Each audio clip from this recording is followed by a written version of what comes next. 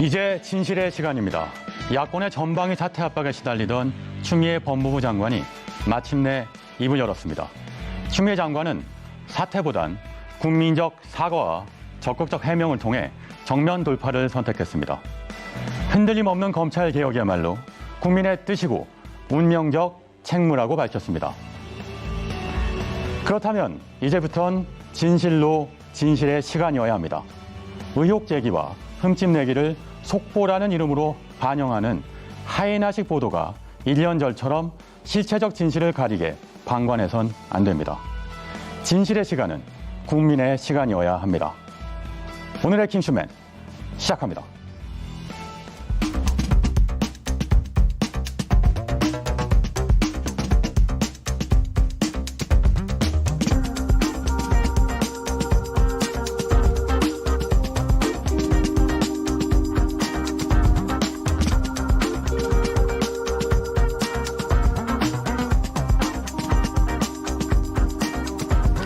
네, 안녕하십니까. 9월 셋째 주 월요일 아침을 활짝 열어보겠습니다. 자, 주말에 새로운 이슈, 뜨거운 이슈가 굉장히 많았습니다. 그래서 월요일의 남자 모셨습니다. 김준우 의원, 안녕하십니까? 네, 안녕하세요. 언제나 텔레비전 방송에 어색한 김준우 변호사입니다. 어색한 것 같지 않으신데요? 아니요, 네. 여전히 어색합니다. 오늘 청바지 입으셨네요? 아, 네. 지난주에 그 의상 지적을 M 요원께서 해주셔가지고 조금 단벌 신사라고 칭찬을 시도해봤습니다. 네. 아, 죄송합니다. 아닙니다. 네. 자, 오늘 순서 바로 들어가 보겠습니다. 자, 인문킹 시간인데요. 지난 금요일에 이어 오늘도 추미애 법무부 장관에 대한 얘기 해볼까 합니다. 먼저 준비된 영상 보고 오시죠.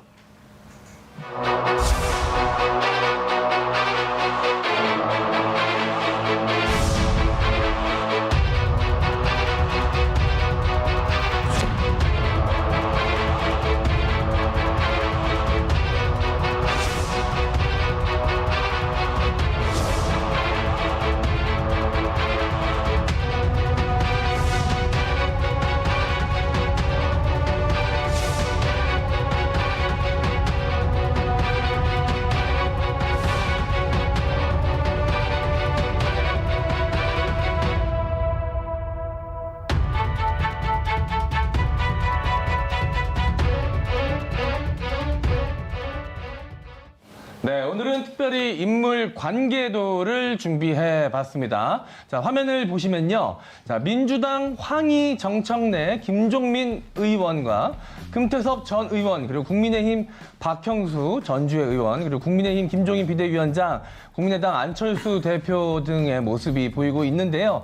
다들 추미애 법무부 장관과 어떤 관계인지 다들 궁금해하실 것 같습니다. 저희가 차례로 설명을 해드리도록 하겠습니다. 신기주 국장님. 네, 어쨌든 인물 관계도 안에 중심엔 추미애 장관이 있을 수밖에 없겠죠. 오창석 의원, 그러니까 지난 주말이 추미애 정국이라고 하는 이 상황에서 중요한 변곡점이 될 거라는 얘기들이 많이 있었는데 추미애 장관이 결국은 입장문을 발표했어요. 네, 추미애 장관이 자신의 SNS에 장문의 글을 써서 올렸는데요. 일종의 사과문 형식이긴 했습니다. 그러니까 여기에 대해서 아들 문제가 잘못되었다라기보다는 이러한 상황이 생긴 것에 대한 사과문 정도로 볼 수가 있는데요. 코로나19 위기로 온 국민께서 힘든 나날, 이런 상황에서 제 아들 군 복무 시절 문제로 걱정을 끼쳐드리고 있다. 국민께 정말 송구하다는 말씀 올린다. 이런 이야기를 남겼고요. 또 하나가 있는데 이제 진실의 시간이다. 거짓과 왜곡은 한순간 진실을 가릴 수 있겠지만 영원히 가릴 수는 없습니다. 저는 검은 것을 희다고 말해본 적이 없습니다. 상황 판단에 잘못이 있었으면 사죄의 삼보일보를 했다라고 얘기했습니다. 여기서 말하는 사죄의 삼보일보는 예전에 노무현 대통령 탄핵 당시에 사죄의 삼보일보를 얘기를 했었고요. 사실 이 전문의 SNS가 굉장히 깁니다. 남편도 사실상 장애인이고 그 사람의 두 다리가 되어주기 위해서 나는 결혼을 했는데 유전인지 뭔지 모르겠지만 아들도 비슷하게 지금 무릎이 안 좋아서 양쪽 무릎을 모두 수술했다라는 얘기를 했었고 본인도 사죄 삼보일배 이후에 구두 자체를 못 신어서 사실은 그때부터 추미애 장관은 운동화를 신은 것으로 유명해졌습니다. 그렇기 때문에 이 부분에 대해서 국민들이 이제 일단 판단을 내리실 것 같은데 당과 청와대에서도 어느 정도의 권고를 한 것처럼 보입니다. 일단 지난 10일 정세균 국무총리가 이 부분에 대해서 국민께 심려를 끼쳐드려서 송구하다라는 메시지를 냈고요. 이낙연 대표 역시나 최고위 회의에서 어느 정도 메시지가 필요하다. 라고 얘기한 것으로 모아 사전 교감 정도는 있었을 것으로 추정이 됩니다. 근데 이 메시지를 낸다는 것이 내도 어렵고 안 내도 어려웠던 거 아닙니까? 네, 맞습니다. 사실은 제가 지난주에도 말씀을 드렸었는데요. 일단 추 장관 입장은 아들의 문제가 병역 특혜도 아니고 황제 휴가도 아니다라는 입장을 가지고 있기 때문에 지금 불거지는 의혹에 대해서 맞습니다라고 얘기할 수가 없습니다. 애초에 맞습니다라는 얘기가 나오지 않기 때문에 이건 의혹이 잘못된 것입니다라고 얘기할 것이고 잘못된 것이다라고 법무부 장관 입장에서 얘기를 한다면 다른 언론들은 법무부 장관이 아니라고 얘기하면 밑에 사람들에게 수사 가이드라인을 제시하는 것이 아니냐 이런 의혹이 분명히 나올 것인데 또 나왔어요, 언론에서. 그렇기 때문에 이 부분에 대해서 입장 표명을 하기도 안 하기도 좀 애매했었는데 결국은 일단 이 사태가 불거진 것에 대한 송구스러움은 표출했다 볼 수가 있습니다. 네, 국민에 대한 송구스러움을 표출했다. 이 메시지 정확하게 이해해야 될 것 같은데요. 적법한 절차에 따라 이루어졌다는 국방부 측의 입장이 있었습니다. 그럼에도 불구하고 계속 의혹이 이어지고 있어서 그러니까 진실의 시간이라고 얘기했는데 이번 주는 정말 대정부 질문과 청문회로까지 이어지면서 진실을 밝히는 추미애 청문회가 될 것 같은 예측이 있죠. 네, 일단은 대정부 질문, 야당에서도 흔히 말하는 저격수를 배치했다라고 네. 얘기를 하고요. 전주의 의원 같은 경우는 판사 출신이고 박형수 의원 같은 경우는 검찰 출신입니다. 네. 그렇기 때문에 이제 판사와 검사 모두 이 사안에 대해서 법률적으로 접근하겠다라는 의지를 표명할 수가 있고요. 여당 입장에서도 마찬가지입니다. 정청래 의원 그리고 조 전 장관 임명 과정에서 법사위에서 활약을 했었던 김종민 의원, 그러니까 공격수와 방어 최선을 다하겠다는 의지를 표명했다 볼 수가 있고요. 이번 주 국회 이슈 일정이 나오죠? 네, 표를 보면요. 바로 오늘부터입니다. 정치 분야에 추미애 장관이 참석합니다. 목요일에 대정부 질문에서 교육사회 문화 분야에 참석을 하는데 중요한 건 수요일에 국방장관 후보자 인사청문회가 있기 때문에 국방장관에게 이 사태에 대해서 군에서 과연 가능한 일이냐 라는 질문을 야당에서 충분히 할 수가 있고요. 금요일 합참의장 후보자 청문회에서도 또 동일합니다. 합참의장이라는 사람 역시 군 출신이기 때문에 여기에 대해서 이 군대 내에서 이것이 과연 가능한 것이냐라는 질문이 갈 가능성이 높아서 사실상 이번 주 내내 추미애 장관 이슈가 뜨겁게 달아올 예정입니다. 네, 이번 주 내내 진실의 시간일 겁니다. 국민들이 충분히 그 진실을 밝힐 수 있을 거라고 보여지는데요. 김준 의원, 여기서 양측, 그러니까 격돌이 예상되니까요. 양측에 나선 저격수, 수비수라는 표현이 맞을까 싶은데 이런 분들 좀 분석해 주시고요. 어떤 아젠다를 던질까요? 네, 주로 이제 그 야당 같은 경우에 검찰 출신, 판사 출신, 경찰 출신, 행정 관료 출신을 골고루 배치를 했습니다. 박형수, 뭐 전주회 이런 분들이 이제 골고루 윤재옥 이런 분들이 골고루 배치를 했는데요. 아무래도 뭐 공무집행 방해죄라든가 아니면 청탁 금지법, 특히 후자에 좀 더 중점을 두어서 이렇게 그 법 위반 가능성이라든가 이제 문제가 되는 절차적 문제들, 뭐 통역병 배치에 관한 뭐 청탁이 있었다거나 아니면 뭐 용산 근무를 청탁했다는 뭐 정황 이런 것들까지 포함해가지고 휴가 이슈뿐만 아니라 다양한 의혹들에 대해서 강력하게 제기를 할 것 같고요. 반면에 이제 민주당 입장에서 보면 혹은 제가 뭐 법조인 입장에서 봐도 지금 법 위반, 그러니까 도덕적 비난 혹은 이제 국민적 사과의 대상은 될 수 있을지언정 사실 이제 굉장히 이제 형법적으로 혹은 법 위반으로 될 개연성이 상당히 좀 낮아 보이는 것이 사실이거든요. 그래서 지금 최기상 전 부장판사나 뭐 이제 김종민 의원이나 뭐 이해식 의원이나 이런 분들이 이제 오늘 나서는데 아마 그런 법 위반은 아니지 않냐라는 부분에 1차적인 저지선을 두지 않을까라고 관측이 되고 있습니다. 네, 정리하면 국민적 사과는 할 수 있으나 법률적 문제는 없을 텐데 저는 걱정되는 건 진실이 밝혀지는 게 아니라 그 진실 이전에 의혹을 자꾸 제기할까 봐 걱정이에요. 그것 때문에 국민분들이 더 혼란에 빠지게 할까 봐. 그게 걱정인데. 자, 그런데 주말 새 여당에서는 오히려 빌미를 주는 사건도 발생했습니다. 이런 부분이 걱정이 되는 거죠. 민주당 황해 의원이 공익제보자의 실명을 공개했는데 이거 좀 이슈가 됐죠. 네. 네. 더불어민주당의 이 황희 의원이 9월 12일이었습니다. 본인의 SNS에 한 글을 올렸습니다. 그 내용을 먼저 설명을 좀 드리자면요. 산에서 놀던 철부지의 불장난으로 온 산을 태워먹었다. 언행을 보면 도저히 단독범이라고 볼 수 없다라는 내용의 글을 올렸습니다. 그런데 같은 날이었습니다. 금태섭 전 더불어민주당 의원이 이 글의 부적절함을 지적하는 듯한 글을 올렸습니다. 국민의 한 사람, 그것도 20대 청년에게 단독범이라는 말을 쓰다니 제정신인가? 라는 글을 또 올린 것입니다. 이 황희 의원이 애초에 처음에 이 글을 올렸을 당시에는 이 해당 사병의 실명이 공개되어 있었고요. 단독범이라는 표현이 있었습니다. 근데 이런 표현들 비밀과 실명 공개가 문제가 되자 단독범이라는 표현은 단순 제보라고 수정을 했고요. 그리고 공범 세력이라는 표현도 있었는데 이건 정치 공작 세력으로 수정을 했습니다. 그리고 실명도 삭제를 했고요. 그럼에도 불구하고 계속 논란이 이어지자 본인이 제일 처음에 한 것이 아니다. 모 방송국에서 먼저 공개를 한 것이다라고 항변을 했습니다. 그러자 이 국민의당은 대변인 논평을 통해서 있을 수 없는 일이다. 각각 개인이 하나의 헌법기관인 국회의원으로서 굉장히 부적절한 발언을 한 것이다라고 또 강조했습니다.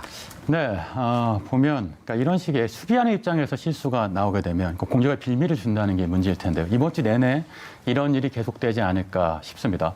한편으로는 김종인 그리고 안철수 야당 대표들이 추미애 장관의 거취를 언급했습니다. 이참에 주도권을 쟁취하고요. 검찰개혁의 발목을 잡겠다는 심산이라고 봐야 되겠죠.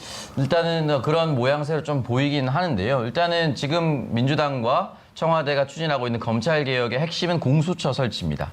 그러니까 예를 들어서 추 장관 의혹을 제기하는 대로 제기하고 네. 공수처 설치는 이미 지난 국회에서 합의가 된 상황. 그러니까 여기서 말하는 합의는 법적 절차의 타당성을 확보한 상태입니다. 패스트트랙을 통과했기 때문에. 그렇기 때문에 이 부분에 대해서는 동시에 추진할 수 있어요. 의혹은 의혹대로 제기하시고요. 네. 공수처 설치를 할 수가 있습니다. 근데 지금 현재 국민의힘에서 전혀 협조를 해주지 않고 있어요. 그렇죠. 그렇기 때문에 전혀 협조해주지 않는 상태에서 의혹만 제기하니까 이 검찰개혁을 추진하려고 하는 수장을 계속해서 발목 잡아서 결국엔 종국적으로 공수처 설치도 무마시키고 검찰개혁을 무마시키려는 의혹을 받고 있습니다.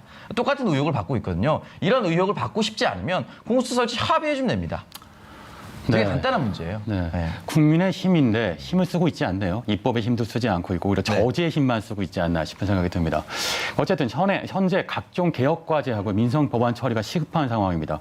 정부 여당 입장에서 사실 마음이 급할 수밖에 없는데 자칫하면 이 추미애 이슈라는 것이 1년 전 국감처럼 모든 이슈를 빨아들이는 블랙홀이 될까 봐 걱정되기도 합니다. 사실 이 부분이 걱정되는데 오찬성 의원 돌파할 방법이 있을까요? 일단은 여당에서는 뭐 당연히 추미애 장관이 아니라고 했으니까 그 말을 더 믿을 거라고 저는 생각이 들고요. 일단 통상적으로 시즌상 저는 최소 2, 3주를 가져가려고 야당은 준비하고 있을 것이다. 왜냐하면 설과 추석 네. 이 명절 밥상머리에 이 정치적 이슈를 올린다는 것 자체가 정치인의 어떻게 보면 과제입니다. 네. 그래서 상대 진영이 상대 진영을 약점을 잡고 쥐고 흔들어서 명절 때 이야기만 하도록 계속해서 하는 것이 전통적으로 있어 왔던 얘기거든요. 추석 때까지 시간을 끌 것이다. 저는 그렇게 생각이 들고 그렇다면 여당은 반대겠죠. 빠르게 끝내려고 하겠죠. 네. 오늘 오전 6시에 연합뉴스에서 이런 기사가 나왔습니다. 주한미군 한국군 지원단에서 발표한 자료인데요. 2016년부터 2019년까지 카투사 병가에 대한 자료가 나왔습니다. 총 493명 중 469명, 약 95%의 진료 목적의 휴가 기록이 하나도 남아있지 않습니다. 지난 4년 동안 95%가 안 남아있었어요. 만약에 추미애 장관 아들 한 명만 안 남아있었다. 그러면 누가 봐도 의혹스럽죠. 근데 95%가 안 남아있는데 이 한 사람만 안 남아있다고 해서 이상하다고 얘기할 것인가? 이 부분은 좀 따져볼 필요가 있고요. 그럼 또 야당에서 이렇게 얘기할 수가 있겠죠. 왜 갑자기 이 시기에 이걸 공개하느냐? 근데 이거는 야당에서도 요청할 수도 있습니다. 왜? 한 명만 안 나왔다라고 하면 야당에서 공세하기 편하죠. 그러니까 여당과 야당이 동시에 이 자료를 요청했을 가능성이 높고 네. 당연히 한국군 지원단에서는 이 자료를 공개할 수밖에 없었을 거라고 저는 생각이 듭니다. 김준일 의원은 어떻게 분석하십니까? 근데 저는 애시당초 이 사안 자체가 이렇게까지 휘발력 있고 이렇게까지 우리나라의 국력과 언론의 힘을 모아서 다뤄야 될 의제인지에 대해서 좀 물음표가 있고요. 그러게요. 네. 두 번째로는 하지만 추 장관이 처음부터 너무 직구만 던지신 것도 좀 아쉬운 면이 있습니다. 그러니까 이런 좀 불민한 점이나 좀 부적절해 보이는 면모를 보였다는 부분에서 좀 사과를 하고 갈무리해서 가볍게 어떻게 보면 좀 넘어갈 수도 있던 사안을 너무 또 추다르크답게 대응해서 좀 생긴 문제도 있지 않을까라는 생긴 아쉬움이 있고요. 세 번째는 야당 입장에서는 이 문제를 가지고 계속 불거지면 뭔가 유리할 거라고 생각을 할 텐데 사실 사안 자체가 뭐 조국 장관 사태에 비해서도 훨씬 더 국소적이고 뭐 사안 자체가 사실은 뭐 황제 뭐 휴가를 받다든가 예전에 연예인들 분들처럼 아니면 뭔가 황제 뭐 어떤 자대 배치를 받았다거나 이런 게 없기 때문에 사실 사안이 좀 경미합니다. 그런 점에서 이것만 가지고 계속 추석 전국까지 끌고 가는 것이 야당한테 반드시 유리하거나 좋은 것만 아닐 거다. 이런 점들을 좀 두루 살펴볼 필요가 있지 않을까 싶습니다. 1년 전과는 다를까요? 네, 저는 뭐 아무래도 조금 휘발력이 훨씬 적다고 보여집니다. 네. MC 장원 의원은 어떻게 생각하세요? 네. 그 연기는 엄청나게 피어나는데 불났다 그래서 가보면 고등어 굽고 있고 예. 장작 예, 추워서 장작불 네. 떼고 있고 이런 식의 허무함이 계속 좀 연출이 되고 있는 것 같습니다. 그러니까 실체는 없고 뭔가 언론과 야당 그 외에 이해 당사자들이 열심히 이게 섀도우 복싱 네. 상대가 없이 그냥 혼자 섀도우 복싱만 하고 있다라는 느낌이 들어서 계속되는 이 피로감과 허탈감이 좀 계속되는 것 같습니다. 예. 네, 관련해서 저희가 전화 연결 하나 준비했는데요. 군 관련해서는 군에 관련돼서 가장 잘 아는 전문가가 필요하겠죠. 군 법무관 경력만 10년이 넘고요. 군 법무에 누구보다 정통한 박지은 변호사를 전화로 연결했습니다. 네, 안녕하세요. 네, 박지훈입니다. 네, 안녕하세요. 바쁘시죠? 네, 연결 주셔서 감사합니다. 관련된 쟁점이 많으니까 빨리 여쭤보겠습니다. 자, 우선 예. 국방부에서 문제가 없다는 입장을 밝혔습니다. 그런데도 대정부 질문까지 논쟁이 계속 이어지는 이유가 뭘까요? 역시나 일단 일단은 네, 말씀하시죠. 자신이 이제 군 생활에 직간접적으로 대부분 우리 국민들이 연관이 돼 있습니다. 그러다 보니까 군 생활 관련해서 자신이 경험했거나 들었던 얘기를 기준으로 네. 얘기를 하다 보니까 계속적으로 논란이 되는 것 같고요. 근데 현재 2017년 그때 기준으로 규정이나 법을 봤을 때 뭐 일단은 법 규정 위반은 없어 보입니다. 법 규정만은 없다. 네. 예. 그럼에도 뭐 이제 옛날에 군 생활 했던 사람들 입장에서는 어떻게 전화로 할 수가 있느냐. 뭐 그때는 휴대전화 같은 게 없었으니까요. 요즘 군대하고 예전 군대가 다르니까요. 그렇죠? 네. 지금은 일과시한 이후에 휴대전화 사용도 가능합니다. 네. 그런 부분들 때문에 조금 이렇게 논란이 계속 되는 것으로 보입니다. 군무 이탈죄라는 게 성립이 됩니까? 일단은 군무 이탈죄 되려 그러면 군무를 기피할 목적으로 이제 근무에서 이탈을 해야 되는데 네. 부대장의 명령이나 허가를 쓸 목적 자체가 없었다고 봐야 될 것이고요. 이 고의범입니다. 과실로 이제 뭐 절차가 좀 잘못돼서 위반할 수는 없기 때문에 군무이탈죄가 되기가 어렵습니다. 네, 또 하나의 쟁점이 있는데요. 당직 사병 A 씨 말입니다. 그러니까 6월 23일 날 추장관 아들이 복귀했던 날짜에 당직 사병은 정작 이 A 씨가 아니란 얘기가 있는데 사실인가요? 그 부분은 좀 합의가 좀 돼야 될 것 같은데 일단은 애매한 부분이 있는 것 같아요. 본인이 근무 뭐 시간상으로는 이게 3일간 문제가 되다 보니까 이게 본인이 근무했는지 안 했는지 좀 말이 좀 많은 상황인데 네. 어쨌든 간에 당직 사병의 문제보다는 당직 사령 아니면 지휘관의 명령이 가장 중요합니다. 근무이탈 네. 지휘권자인 지역대장 승령이 승인을 했냐 안 했냐 이 부분을 먼저 봐야 되기 때문에 그렇죠. 네. 됐다고 본인이 얘기하는 상황이기 때문에 큰 문제는 없어 보입니다. 그러니까 당직 사병 A 씨는 전체의 맥락을 실체적 진실을 다 알기 어려운 위치에 있었다는 말씀이고요. 그러니까 관련된 얘기들을 단편적으로만 전달하는 건 아닌가 싶은 생각도 들기도 하는데 또 하나 이슈가 있습니다. 이건 의혹인데 추미애 장관 보좌관이 군부대에 전화를 건 적이 있다는 얘기를 하고 또 심지어 부모님이나 모친이 관련돼서 어떤 청탁을 했다는 주장도 있는데 실제로 법적으로 뭐 전화를 건다 이런 것들이 문제가 되는 부분이 어떤 부분일까요? 청탁을 하려면 법령에 위반을 해가지고 배속이나 부대 관련된 것들을 이제 얘기를 하고 또 그 권한이 있는 사람한테 얘기가 돼야지만이 이제 부정청탁법 등 이른바 임명납 위반이 될 여지가 있습니다. 단순히 이제 현실에 문의를 했거나 아니면 부대 그 집체 교육 과정에서 얘기를 한 거라면 부정청탁법 위반이 될 소지는 좀 적어 보입니다. 다만 보좌관이 어떤 얘기를 했는지 알 수가 없지만 네. 전화를 해서 뭐 압력을 행사했다 그러면 그건 강요죄 내지 법령 위반의 소지는 있는 것입니다. 네, 단순 문의는 사실 법에 접촉되지 않는다. 결국 이거를 자꾸 의혹을 키울 경우 문제가 될 수 있겠다 싶은데요. 자, 여기까지 들어봤습니다. 박지은 변호사님 연결해 주셔서 감사합니다. 감사합니다. 네, 관련돼서 여러 쟁점들이 있습니다. 최근 급물살을 타고 있는 추미애 장관 아들 군복무 특혜 의혹 관련 수사 이번 주 내내 블랙홀이 될 것 같고요. 국민들한테도 궁금한 사안이 될 것 같습니다. 저희 킹슈맨도 관련된 사안들을 계속 이번 주 내내 전달해드리도록 하겠습니다. 자, 지금까지 인물킹이었습니다.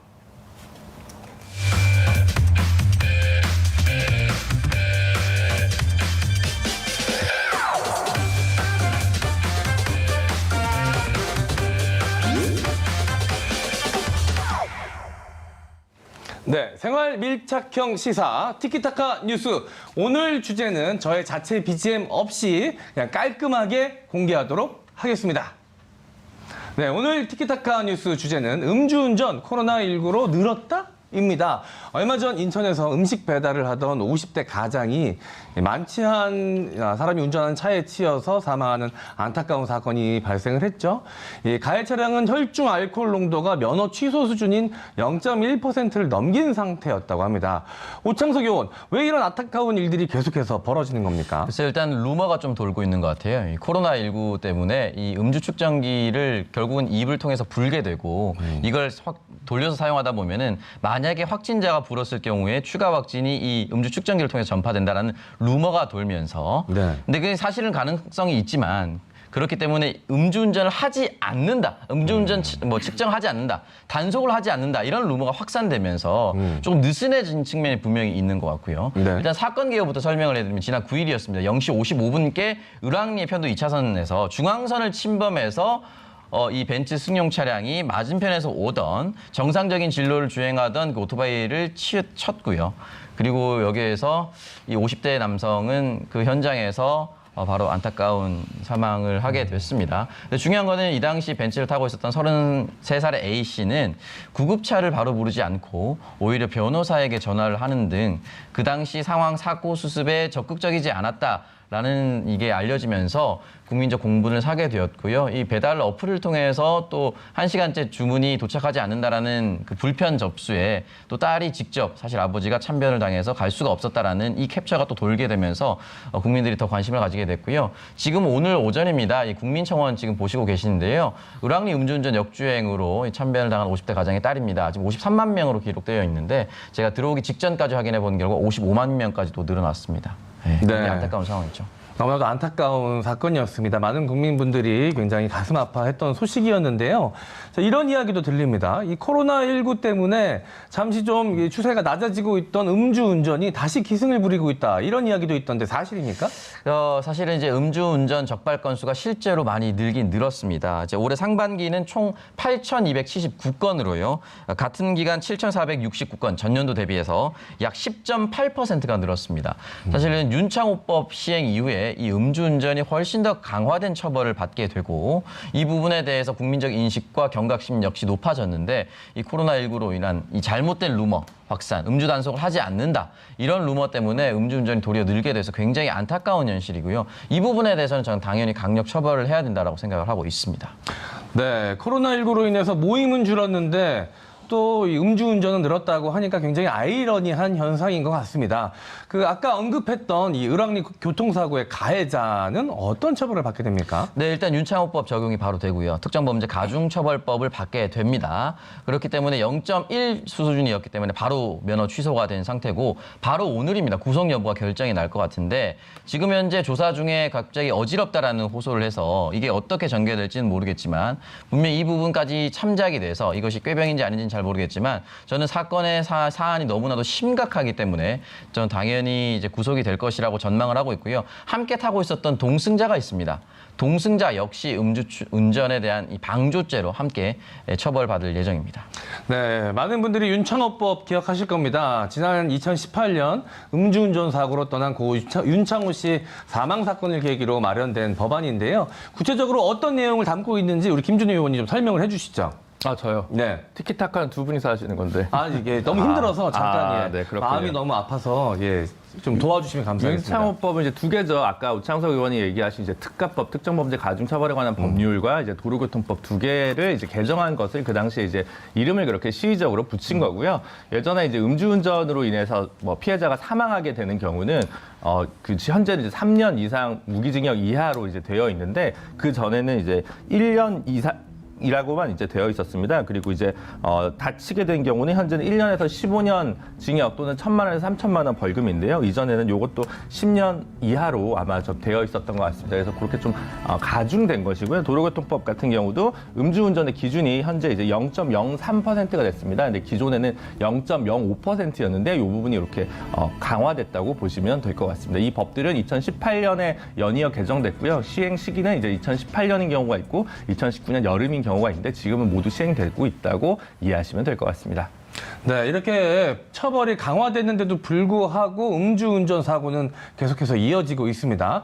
해외에서는 어떻게 처벌하고 있는지를 좀 설명해 주시면 좋을 것 같습니다. 오창석 의원. 네, 각국마다 좀 다른데요. 어떤 특정 나라 같은 경우는 이제 자신이 벌어들이는 연봉에 비례해서 벌금을 내게 하는 국가들도 있고요. 지금 터키 같은 경우는 음주운전자가 술이 깰 때까지 네. 걷게 하는 것도 있습니다. 그래서 걷게 한다고요? 네, 많게는 30km를 네. 경찰이 보고 있는 하에서 네. 술이 깰 때까지 걷게 만들기도 하고요. 네. 태국은 조금 특이한데 시체를 닦아야 한다고 합니다. 음주운전 하다가 적발이 되면 네. 시체 닦기 일을 해야 된다고요? 영안실을 청소해야 되고요. 네. 자, 이게 사실은 뭐 그 받아들이는 심정에 비해서 과연 어떤 처벌이 있는지는 잘 모르겠지만 어쨌든 태국 굉장히 좀 특이한 방식으로 하고 네. 덴마크 같은 경우는 한 달치 월급을 벌금으로 내야 되고요. 면허 취소한 후에 그 차량은 국고로 몰수한다. 라는 규정이 또 있습니다. 호주는 또 공개적으로 망신을 주게 되는데요. 운전자의 이름과 자동차의 번호판, 혈중 알코올 농도 등을 신문에 대문짝만하게 실게 된다고 합니다. 중국 같은 경우는 만취 운전자가 이 사망자를 낸 운전자에게는 사형을 집행한다. 네. 이런 경우도 있다고 합니다. 네, 알겠습니다. 각국 사례를 들어봤는데 굉장히 좀 신기한 처벌 방법들이 많이 등장을 하네요. 걷게 한다는 네. 어떻게 보면 좀 귀여운 처벌인 것 같기도 하고요. 실질적인 뭐 처벌 느낌이 안 날 수도 있어요. 네, 숙취 해소를 위해서 좀 도와주는 것 같은 느낌도 있고 네. 많이 걷게 해서. 그리고 태국 같은 경우는 시체 닦기 한다고 말씀하셨는데 제가 봤을 때 좀 충격적인 이야기이긴 하지만 네. 그만큼 이 생명의 소중함에 대해서 좀 생각해보는 계기가 되라 뭐 이런 뜻이 담겨 있는 게 아닐까라고 생각이 듭니다. 네. 뭐 덴마크 같은 경우는 이제 월급을 몰수한다고 하는데 우리나라에서 만약에 시행을 한다 그러면 가장 좀 현실성 있는 방안이 이 덴마크의 방식이 아닐까라고 생각이 드는데 이런 좀 이 뭔가 적극적인 처벌 방식은 우리나라에서는 좀 힘들어 보이기도 합니다. 제가 공부를 하다가 알게 됐는데요. 우리나라 지금 현재 21대 국회의원 중 23명이나 음주운전 전과가 있었습니다. 네, 이 부분에 대해서 조금씩 또 구분해서 살펴볼 필요가 있는 것이 또 인사청문회가 도입되고 나서 그 이전에 있는 경력, 뭐 90년대 일어났었던 경력 정도까지는 어느 정도 용인을 해주자. 그 당시에 이제 사회적 합의가 그랬었고요. 그 이후에 발생한 음주운전에 대해서는 국민들이 굉장히 민감하게 받아들이고 있고 특히나 2010년대 이후, 15년대 이후 또 윤창호법 이후에는 더 다른 측면으로 국민들이 좀 바라볼 수밖에 없다고 생각이 하고요. 음주운전의 가장 심각한 문제가 이제 상습이라는 겁니다. 네. 상습범, 그러니까 재범 확률이 45%에 치닫고요. 작년에 이제 있었던 이제 음주운전, 그 음주운전을 살펴봤는데 재범자의 확률이 43%였다고 합니다. 그렇기 때문에 이 부분에 있어서는 한 번에서 억울하게 걸렸다라기보다는 했던 사람이 계속해서 하는 것이기 때문에 어느 정도 치료도 또 필요하지 않나 그런 생각도 듭니다. 네. 네, 잘 들었고요. 지금 실시간 댓글 상황도 궁금합니다. 지금 잠깐 보니까 음주운전 때문에 6살 아이가 사망했던 최근 사건도 제2선영님이 말씀해 주신 걸 봤는데 지금 유튜브 댓글 상황 어떻습니까? 네, 우리가 앞서 언급했던 이 추미애 장관 관련된 이야기들이 많이 올라오고 있습니다. 예, 잘못도 없는데 추 장관님 힘내세요라는 응원의 댓글도 있었고요. 추석 대목을 앞두고 여론몰이하는 느낌이 강하게 듭니다라는 의견도 있었습니다. 그리고 방금 이야기했던 음주운전 관련된 처벌 관련해서 시체 닦기 처벌법 좋네요. 가장 절실하게 내우칠 것 같습니다. 이런 내용들이 댓글로 올라와 있었습니다. 앞으로도 계속해서 댓글 통해서 저희 킹슈맨 요원들과 소통해 주시면 감사하겠고요. 지금까지 MC 자원과 오창석의 티키타카 뉴스였습니다.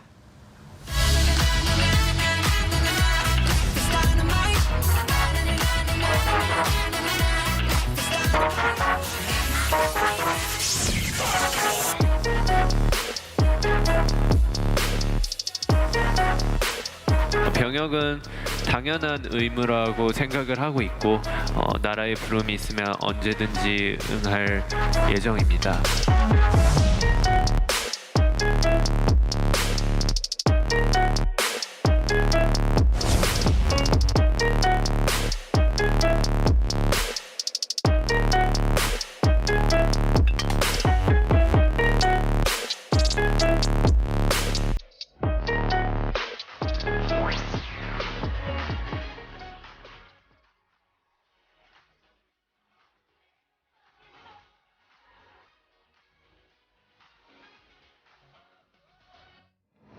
네, BTS 입영 연기 안 되나요? 네. 사실 관심 있는 주제일 텐데요. BTS가 한국 가수 최초로 미국 빌보드 차트 싱글 앨범 2주 연속 1위에 올랐습니다. 관련해서 입영 문제도 관심을 갖게 됐는데 BTS 멤버가 많잖아요. 이 중에서 누가 가장 먼저 군대 가야 합니까? 오창석 의원. 네, 일단은 이제 가장 맏형인 진이 이제 내년 말로 예정이 좀 되어 있고요. 현재 방탄소년단의 멤버 정국은 글로벌사이버대학교에 재학 중이고요. 나머지 6명의 멤버들은 지금 한양사이버대학원에 진학하게 되어 있습니다. 현행법에 따르면 만 28세 이상 병역 미필자가 대학원을 진학을 이유로 입영 연기할 수가 없기 때문에 일단 2027년까지는 모든 멤버들이 전원 입대를 해야 하는 현실적인 상황입니다. 2027년까지는 모든 멤버가 군대에 가야 한다. 자, 군 문제 요즘 관심이 많은데요. 2020년대 군대 문화 좀 다르죠. 나 때는 말이야 이렇게 얘기할 수가 없을 것 같은데 요즘 어떻습니까? 엠 의원. 네, 2020년의 군대는 복장부터 월급, 휴대전화 사용까지 있어서 많은 변화가 있습니다. 군대를 다녀온 지 좀 되시는 남성분들은 아마 이 이야기 들으시면 좀 많이 놀라실 수도 있을 것 같습니다. 이렇게나 많이 변했어? 라고 생각하실 수도 있을 것 같은데요. 저희가 도표를 한번 준비해 봤습니다. 함께 보시면서 설명드리도록 하겠습니다. 먼저 올해 병장이 받는 월급은 54만 900원입니다. 과거 제가 1년 동안 받았던 월급이랑 비슷한 것 같습니다.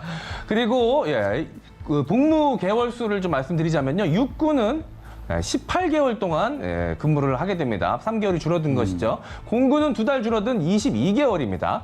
그리고 지난해 도입된 스마트폰 올해도 계속 사용할 수 있고요. 올해는 인터넷 강의 지원 비용도 늘어난다고 합니다. 네, 이 모든 것이 요즘 군대, 2020년 군대이고 BTS가 군대에 가면 더 많이 바뀌어 있겠죠. 근데 지난 3일에 또 바꾸겠다. 또 다른 병역법 개정안이 있습니다. 전용기 의원, 더불어민주당 의원이 발의했는데 내용이 좀 재밌네요. 네. 네, 현재 병역법에 의하면 그 대학원을 다니고 있거나 혹은 연수를 받는 경우 그리고 체육 분야의 종사자의 경우에 주체적인 대통령령에 따라서 군대를 좀 입영을 연기할 수 있습니다. 근데 이 체육에다가 점 하나 찍고 이제 대중예술 문화 분야도 이제 이러한 입영 연기와 관련된 규정을 두자는 개정안이 현재 국회에 올라와 있습니다. 보기에 따라서는 어떻게 느끼실지는 다를 수도 있겠습니다만 어쨌든 30세를 초과하기 전까지는 입영을 연기할 수 있다는 것입니다. 지금 같은 경우는 아까 오창석 의원 얘기했듯이 대학원 진학이라는 다소간의 편법을 사용해서 군을 연기하고 있는데요. 이게 아니라 그냥 당당하게 대중문화예술계에서 일하고 있기 때문에 좀 연기해달라라는 제대로 떳떳하고 합법적인 경로를 열어주자는 취지인 것 같습니다. 네, 사실은 꽤 합리적인 법안 같은데요. 사실 아이돌 그룹의 입장에서 보자면 활동 기간이라고 하는 것이 있고 그 활동 기간을 그러니까 연기해서 최대한 확장하는 것이 목적일 수밖에 없는데요. 병역을 특례를 줘서 면제시키는 게 아니라 연기를 한다고 하는 건 좋은 아이디어 같기도 합니다. 하지만 다양한 의견들이 있는데 병역법 개정안에 관련된 다양한 의견들을 좀 살펴볼까 싶은데요. 특히 국위를 선양한 대중문화예술인들의 입영 연기가 필요하다, 아니다, 특혜다 이런 의견들이 있습니다. 우리 요원들 의견을 좀 먼저 들어볼까요? 네, 오창석 의원. 네, 일단은 이 부분에 대해서 방탄소년단의 그 한 아미의 팬으로서 저는 뭐 연기를 했으면 좋겠다는 생각을 강력하게 가지고 있으나 일단은 대중들의 시선이 어떻게 될지는 조금 더 설득의 작업이 전 필요하다고 그렇죠. 봅니다. 네, 맞습니다. 방탄소년단이 활동한 지가 꽤 됐어요. 그리고 지금의 빌보드 차트 1위를 해서 이제 국위 선양이 됐다. 그리고 대한민국을 세계 만방에 알린다. 이거 차치한다 하더라도 실질적으로 벌어들이는 외화 수입이 크다. 이런 것들은 다 팩트죠. 근데 다만 반대로 생각을 해서 어떠한 벤처 창업가가 대학생 때부터 노력을 해서 한 7년 정도 일을 해서 어떤 기업을 굉장히 크게 부풀렸습니다. 네. 외화벌이도 하고 있고요. 국위 선양도 하고 있어요. 그럼 그 사람도 입영 연기를 할 수 있을 것인가? 이런 부분을 좀 살펴봐야 될 것이고 나도 사실은 시간이 충분하고 기획사에 들어갈 수 있었다는 기회가 있었다면 네. 나도 그런 기회를 가질 수가 있었는데 그렇게 못 가진 사람에 대해서는 특례가 아닌 어떤 형벌적으로 근데 그때 다 들어가야 되는 것인가 라는 상대적 박탈감을 가질 수가 있단 말이죠. 네. 그런 것을 어떻게 무마시키고 설득할 수 있을 것인가 이 부분이 저는 가장 중요한 부분이라고 생각합니다. 네, 공정함이라는 건 이 시대에서 가장 중요한 가치가 되고 있으니까요. 김준 의원은 어떻게 판단하십니까? 그래서 저도 이제 두 가지 고민이 드는 것 같은데 대중문화예술 분야만 이렇게 또 둘 것인가 그리고 그 경우 기준을 어떻게 할 것인가 굉장히 어려운 문제가 남거든요. 그러면 이제 음악은 빌보드 그러면 영화나 배우들은 어떻게 합니까? 이제 칸 영화제 정도 가거나 베를린 영화제 정도 가야 아카데미? 된다는 네. 건데 쉽지 않은 문제인 것 같다는 생각이 들고요. 그래서 저는 오히려 차제에 우리 땅의 청춘들이 좀 더 자유롭게 자신의 20대를 구성할 수 있도록 입영 자체를 뭐 한 27, 8세까지는 모두들 좀 자유롭게 설정할 수 있는 그런 좀 시스템을 갖추는 것이 오히려 좀 공평하고 합리적이지 않을까라는 생각이 들거든요. 그래서 그런 차원에서 좀 보편적으로 접근해보는 방법을 국회에 좀 주문해보고 싶습니다. 네, 관련해서 MC 장원 의원이 연예계 네. 순환사라고 할까요? 군대에 가려다가 안 가서 네. 문제가 됐던 요원들 얘기들을, 병사들 얘기들을 많이 준비했죠. 네, 맞습니다. 지금은 군대를 다녀와서 더 인기를 얻는 경우도 있지만 한때는 이 군대는 인기의 무덤이라고 생각했던 시절도 있었습니다. 그래서 연예인 병역 순환사를 준비했습니다. 함께 하시죠. 자, 먼저 병역 기피 의혹으로 떠오르는 연예인은 이 가수 유승준 씨입니다. 1997년 데뷔해 최고의 댄스 가수로 사랑받던 유승준 씨는 공익근무 요원 판정을 받은 상태에서 2002년 1월 미국 시민권을 취득해 병역 기피 논란에 휩싸였습니다. 법무부는 당시 입국 제한을 취했는데요. 유승준 씨는 LA 총영사관을 상대로 비자 발급 거부 처분 취소 소송을 벌여 작년에 최종 승소를 해서 18년 만에 한국 입국길이 열릴 것으로 보입니다. 자, 2004년에는 배우 송승헌과 장혁, 한재석 씨가 병역 비리에 연루가 됐는데요. 브로커를 통해서 소변 검사를 조작을 했었습니다. 결국 재검을 통해 송승헌과 장혁은 현역 복무로, 그리고 한재석은 사회복무요원으로 병역의 의무를 이행을 했습니다. 자, 월드스타 되기 전에 군대 2번 다녀온 사나이, 바로 이분입니다. 싸이입니다. 자, 2002년부터 2005년까지 병역 특례 업체에서 산업기능요원으로 근무했던 싸이 씨는 대체 복무자로 선발되는 과정에서 비리가 있었음이 드러나서 재입대를 했습니다. 연예인의 병역 잔혹사 다시는 일어나지 않길 봅니다. 네, 국민 여러분도 그걸 바라실 것 같은데 스티븐 유승준 씨 사실 문제가 커졌던 이유 중에 하나가 군대를 가겠다고 약속했었어요. 네. 그랬다가 가지 않았기 때문에 약속을 지키지 않아서 더 많은 공분을 샀었습니다. 그러니까 그 이후에는 어찌 보면 군대에 대해서 연예인들이 훨씬 예민하게 반응하고 국민들한테 약속을 지켜야 한다는 입장이 달라진 부분이 있는데 특히 배우들 중심으로 군대 풍속도가 달라졌죠. 네, 실제로 송중기 씨는 현역 입대 후에 이제 태양의 후예라는 드라마에 출연을 하면서 이락 전 세계전 스타덤에 올랐고요. 재입대였군요. 네. 어떻게 보면 이제 역할로서 재입대를 한 것이라고 볼 수가 있고요. 그리고 실제 군대 생활을 했기 때문에 뭐 역할에 녹아들기 더 편했었다라는 인터뷰 기사도 남기도 했습니다. 현빈 씨 같은 경우는 해병대 전역 후에 여전한 인기를 구가하고 있고 이제 클릭비의 오종혁 씨 같은 경우는 군대 이제 만기 제대를 했음에도 불구하고 설한지 훈련에 참가하고 싶다라고 해서 며칠 더 연장을 해서 해병대 복무를 하기도 했었습니다. 역시나 제대 후에 훨씬 더 큰 인기를 누렸던 건 사실입니다. 보통은 군대를 다녀오면 아무래도 얼굴이 좀 상하기 마련인데 네. 이 두 분은 다녀오고 나서 더 멋있어지셨어요. 예, 참 신기한 일이었습니다. 잘생긴 사람이 더 잘생겨져서 오는 기적이. 네. 세상이 꼭 공평하지만은 않은 것 같습니다. 굉장히 슬펐어요. 저는 키가 더 줄어서 들어왔거든요. 그렇군요. 예. 네, 군대에 갔다 와서 인기를 잃는다. 이거 옛날 얘기라는 걸 입증하는 두 분이 있었던 것 같습니다. 근데 연애 병사제도라는 건 폐지가 됐잖아요. 네. 그 다음에 여러 가지 이제 보완책들을 고민하고 있는데 어쨌든 일찍부터 연예계 스타로서 돈을 많이 버는 경제적 활동을 하는 분들이 늘어나기 때문에 이런 고민들이 생겨나는 게 아닌가 싶습니다. 그래서 병역 특례, 병역 연기 여러 가지 제도들 고민이 있는데요. 연기와 특례는 다른 거죠? 네, 병역 특례는 이제 예전에 90년대 법에 있던 표현인데 현재까지 뭐 사회적으로 통용되고 있습니다. 말하자면 보충역의 일정한 유형이라고 할 수 있는데요. 예술 분야 같은 경우는 지금 뭐 국제 콩쿨 2등 이상 혹은 이제 국내 뭐 국악같이 국제대회가 없는 경우는 1등, 뭐 무형문화재 이런 분들 같은 경우에 이제 4주간의 군사훈련 그리고 봉사활동으로 대체하는 거고요. 스포츠 같은 경우는 아시안게임 금메달과 올림픽 동메달 이상인 경우가 있는데요. 예전에 이창호법이라고 있었습니다. 이창호. 네, 구단 이창호 구단이 이제 그때는 바둑을 군대 가야 된다고 하니까 바둑을 예술로 쳐줘가지고 응시배 이제 1등 이런 걸 해가지고 이제 군을 4주 훈련으로 대처했는데 나중에 이제 바둑이 체육이 돼서 아시안 게임 금메달을 따가지고 이제 군을 이제 면제 받으시는, 그러니까 4주 훈련으로 대체하시는 분들이 좀 생겼습니다. 하지만 이 외에도 뭔가 이제 군 체육 같은 경우도 예를 상무, 뭐 불사조 농구단이라든가 뭐 e스포츠 같은 경우 공군 에이스라든가 이제 여러 가지 제도가 있었는데 계속 폐지의 일로 현역 자원이 부족하다는 이유로 혹은 관리가 좀 어렵다는 이유로 폐지되고 있는데 이런 방식을 다시 한번 좀 관리를 잘해서 부활시키는 것도 하나의 방법이지 않을까 싶습니다. 네, 관련해서 병역법 개정안이 준비가 되고 있잖아요. 이게 통과되면 대중문화 예술인들에게 입영 연기 혜택을 주게 되는 것인데 문제는 기준입니다. 사실 공정성이라는 게 가장 중요한 시대니까요. 어떤 기준을 어떻게 적용시켜서 국민들을 설득할 수 있을까요?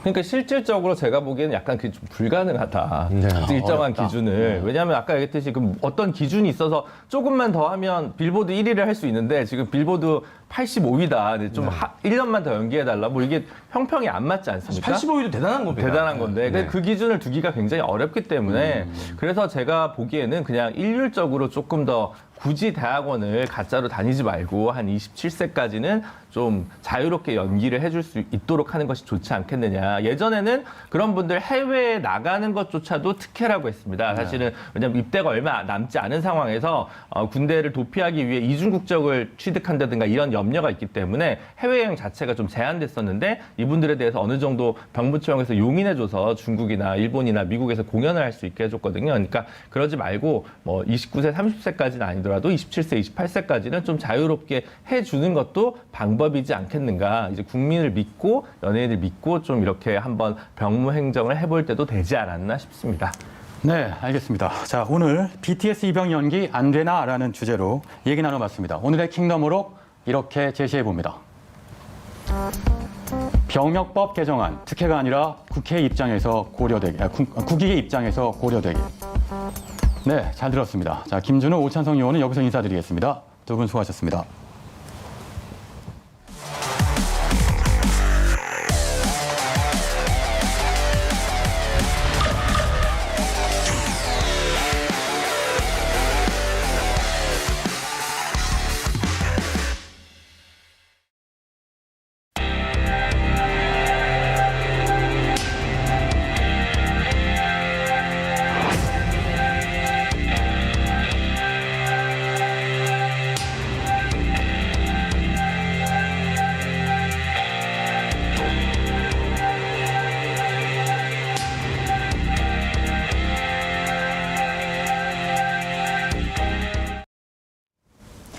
코로나 퇴치본부 투강스 시간입니다. 오늘의 코로나19 리포트 주제 살펴보시죠.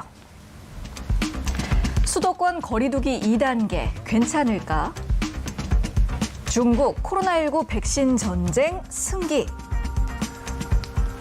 자, 오늘은 이런 내용들에 대해서 하나씩 이야기를 나눠볼 텐데요. 우선 조금 전에 방역당국에서 발표한 국내 코로나19 확진자 현황부터 짚어보도록 하겠습니다. 오늘 0시 기준으로 코로나19 신규 확진자는 총 109명이고요. 그중에서 지역 감염이 98명, 해외 유입이 11명으로 기록됐는데요. 어제 지역 발생 환자 수가 99명을 기록하면서 한 달 만에 두 자릿수로 떨어졌었죠. 그리고 오늘 이제 이틀 연속 지역 발생 환자 수가 두 자릿수대를 이어가고 있습니다. 이에 따라서 방역당국이 고심 끝에 오늘부터 오는 27일까지 2주 동안 수도권의 사회적 거리두기를 2단계로 조정하기로 했는데요. 자, 오늘 이 발표된 코로나19 현황과 또 수도권 거리두기 2단계 관련해서 강양구 요원 생각 들어보도록 하겠습니다. 네, 어제 99명이었고요. 이제 오늘 98명으로 지역 발생 확진 환자 수가 나타났는데요. 사실은 어제 오늘은 크게 의미는 없어 보입니다. 왜냐하면은 주말에는 원래 검사 건수가 절반에서 3분의 2 정도로 줄어들거든요. 이제 그렇기 때문에 지난 주말부터 계속해서 하향 추세가 있는지를 확인하기 위해서는 내일과 모레 하루 확진 환자 숫자가 나와봐야 일단 안심할 수 있는 단계인지 아니면은 여전히 좀 불안한 단계인지를 우리가 확인할 수 있어 보입니다. 네. 그런데 어쨌든 이제 오늘부터는 수도권 거리두기가 2단계로 돌아가게 됐잖아요. 네. 그렇다면 그 강양구 요원 의견에는 이 앞으로의 그 추세에 있어서 이 결정에 어떤 영향을 미치게 될지 괜찮을까요? 일단은 2.5단계에서 2단계로 내리는 것은 어떤 의미인지를 좀 정확하게 파악을 해야 될 것 같은데요. 지난 2주 동안 2.5단계로 올리면서 크게 안 되는 곳이 3곳이 있었습니다. 하나는 음식점 심야 영업이 안 됐었고요. 그리고 프랜차이즈 카페가 규제가 되었었고 학원을 가지 못했어요. 근데 이제 이 세 가지를 풀었던 것입니다. 거기에다가 이 PC방 업주들이 굉장히 강력하게 정부에 항의를 했었어요. 그래서 12가지 2단계에서 고위험 시설 중에서 PC방 한 곳을 제외를 했습니다. 당분간 미성년자가 이용을 하지 못하는 조건으로 PC방 영업도 재개를 해주는 것이 이번에 2.5단계에서 2단계로 내리는 것에 이제 큰 의미인데 두 가지 의미가 있다고 생각합니다. 이제 첫 번째는 무엇이냐면 2주 동안 2단계에 이어서 2.5단계를 실시했는데 지난주의 상황에서 볼 수 있듯이 지역 발생 환자 수가 뚜렷하게 줄어드는 추세가 보이지 않았거든요. 네. 그러니까 이렇게 핀셋 방역을 했던 2.5단계가 그다지 효과가 없는 대신에 생계형 자영업자들에게 부담만 준 조치가 아니었는지를 놓고서 정부가 좀 고심을 했던 것 같고요. 다른 하나는 방역의 효과는 그렇게 크게 없으면서도 생계형 자영업자를 비롯한 시민들에게 압박은 많이 줬다라는 측면에서 조금 조정이 필요하다라는 여러 의견을 방역 당국이 받아들였던 것으로 보입니다. 그래서 2주 동안 2단계를 계속해서 해보고 난 다음에 상황이 봐서 추석 연휴를 낀 2주 동안 바짝 조여보자라는 게 지금 정부 방역 당국의 의미라고 생각합니다. 제 의견을 좀 덧붙이면은 지금 상황이 좋아서 2.5단계에서 2단계로 내리는 것은 아니거든요. 그러니까 방역의 효과가 또렷하게 나타나지 않기 때문에 불가피하게 방역 단계를 조정한 것이기 때문에 앞으로 2주 동안도 여전히 상황이 좋지 않다라는 걸 염두에 두시고 시민 개개인이 좀 생활 방역에 동참을 해주시면 좋겠다라는 생각이 듭니다. 저는 네. 조금 아쉬운 부분도 있었던 게 생계를 위해서 이제 PC방 같은 경우는 허용을 해주지 않았습니까? 네, 이용만 할 수 있고 취식은 못합니다.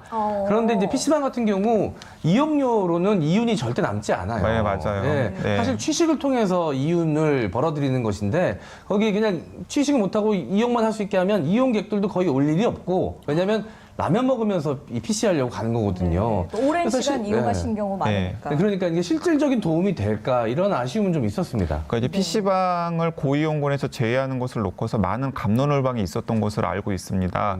반대하시는 분들이 굉장히 많았던 것으로 알고 있어요. 방역 전문가들 중에서는. 그런데 PC방 업주들이 굉장히 강력하게 항의를 하고 또 그분들을 또 마냥 또 묶어둘 수는 없잖아요. 그래서 중간에 타협 지점으로 미성년자 이용 금지, 취식 금지를 전제로 해서 영업을 허용해 준 것으로 알고 있습니다. 네. 앞으로 그 1, 2주 동안은 조금은 더 신중한 관점으로 앞으로의 추이를 좀 더 지켜봐야 할 것 같습니다. 예, 두 번째 주제로 바로 넘어갈게요. 중국이 코로나19 백신 전쟁에서 승기를 잡나? 이런 내용인데요. 지난주에 저희가 이 세계 각국이 백신 개발에 박차를 가하고 있다. 이런 내용 전해드렸었고 그때 강양구 요원이 중국에 대해서도 잠깐 언급을 하셨습니다. 실제로 중국에서 개발한 백신이 성공적으로 수십만 명에게 접종이 됐고 부작용이 한 건도 나오지 않았다는데 이거 사실인가요? 네, 제가 지난주에 뜻밖에도 중국에서 이제 백신 승전보가 울릴 수도 있다라는 이야기를 살짝 말씀을 맞아요. 드렸는데요. 네. 아니나 다를까 이제 곳곳에서 그런 뉴스가 나와서 제가 추가로 좀 설명을 드리면 중국의 가장 큰 제약회사 가운데 시노팜이라고 하는 제약회사가 있습니다. 이 시노팜이라고 하는 제약회사에서 다양한 종류의 백신을 개발하고 있는데 그중에서도 불활화 백신이라고 코로나19 바이러스를 사멸시킨 것을 접종을 시켜가지고 만든 백신이 있어요. 근데 그 백신을 논문이라던가 아니면 공인된 임상시험 절차 없이 자체적으로 여러 가지 테스트를 하고 있는데 그중에 한 테스트가 시노팜의 직원만 15만 명이 되거든요. 15만 명 중에서 유행 지역으로 가는 주재원들에게 이 백신을 접종을 한 것입니다. 그 인원만 수만 명이 되는데 현재까지 시노팜에서 자체적으로 파악한 바로는 부작용도 한 건도 없고 그리고 또 그렇게 시노팜 백신을 맞고 유행 지역으로 간 직원들이 이 바이러스에 감염된 사례가 한 사례도 없다라는 사실을 이제 시노팜이 공개를 했습니다. 그래서 이제 많은 사람들이 공인된 논문이 없기 때문에 이것을 믿어야 될지 말아야 될지 지금 굉장히 헷갈리는 상황인데 네. 제가 보기에는 상당히 효과가 있는 백신으로 보여요. 실제로요? 네, 실제로 상당히 효과가 있는 백신으로 보이고 왜냐하면 많은 전문가들이 여러 가지 백신의 종류 중에서 시노팜이 개발하고 있는 불활화 백신이 상당히 성공 가능성이 높다라고 점쳤었거든요. 그래서 어쩌면은 중국에서 진짜 백신 승전보가 울릴 수도 있다라는 또 다른 증거라는 생각이 들어서 소개해 드립니다. 예. 네, 알겠습니다. 수도권 사회적 거리두기 2단계를 조정했지만 이제 방역은 일상이라는 생각이 듭니다. 날씨가 선선해졌지만 건강에 더욱 유의하시기 바랍니다. 오늘의 김슈맨 여기서 인사드리겠습니다. 저희는 내일 오전 9시에 다시 찾아오겠습니다.